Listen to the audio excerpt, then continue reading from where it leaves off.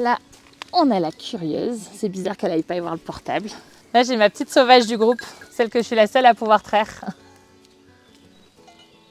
La plus câline, donc c'est vrai qu'elle est tout le temps en train de réclamer des câlins, elle se colle à nous. Moi je suis bergère, je suis installée depuis 2 ans, depuis janvier 2024. Je fais la transhumance tous les jours parce que mes chèvres elles parcourent quand même plus d'1,5 km tous les matins. Allez c'est parti.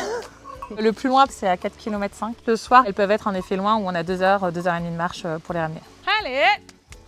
Elles sont censées connaître où elles vont, mais j'ai un troupeau de chèvres massif central qui était une race en voie de disparition jusqu'en 2010 et qui maintenant a faible effectif. Elles vont revenir, mais il ne faut pas que je laisse trop aller loin. Elles sont chouettes, elles nous disent qu'on peut manger.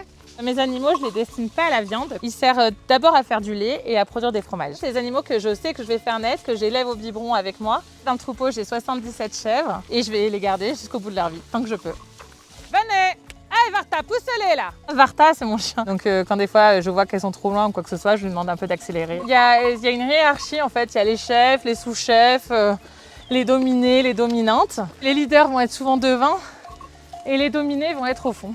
La petite bataille de chèvres. Elles doivent être à peu près dans la même hiérarchie dans le troupeau et que chacune cherche un peu sa place. Des fois, elles peuvent vraiment pas être gentilles entre elles. Elles peuvent être méchantes, elles se tapent, tout ça. Donc c'est à l'éleveur aussi de gérer. Ça m'est déjà arrivé de perdre une chèvre à cause d'hémorragie parce qu'elle s'est trop fait taper par les autres. Ça m'a traumatisée. Dès qu'il y a une chèvre que je vois que tout le troupeau est contre elle, qu'elle a un problème, j'hésite pas à l'isoler. En tant que bergère, c'est vrai que je suis très très attachée à mes petites chèvres. C'est ma deuxième famille. Donc là, on est arrivé au hameau de Sarméo. Et c'est sur les pentes du rocher de Brion, sur la commune du Chélard. Les chèvres ont passé la journée sur ce parcours pour aujourd'hui et elles ont environ 12 hectares de pâturage. Donc un GPS pour les retrouver. Je mets sur la chèvre qui me semble la plus sauteuse, la plus coquine. Alors pour moi, lorsque je me suis installée, ce qui m'a le plus fait peur, c'est d'avoir le temps de tout faire, c'est-à-dire une exploitation, ça a plein temps et ça peut être même la nuit. Moi j'ai des enfants en bas âge. Il faut quand même que je sois présente. Même toute seule qui reprend une exploitation, c'est sacrément compliqué.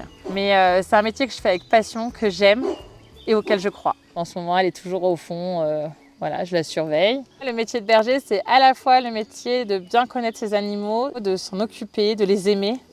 Et elles te rendent beaucoup d'amour. Pour moi, les chèvres, c'est vraiment une passion. J'aimais tellement aller aux chèvres avec mes parents.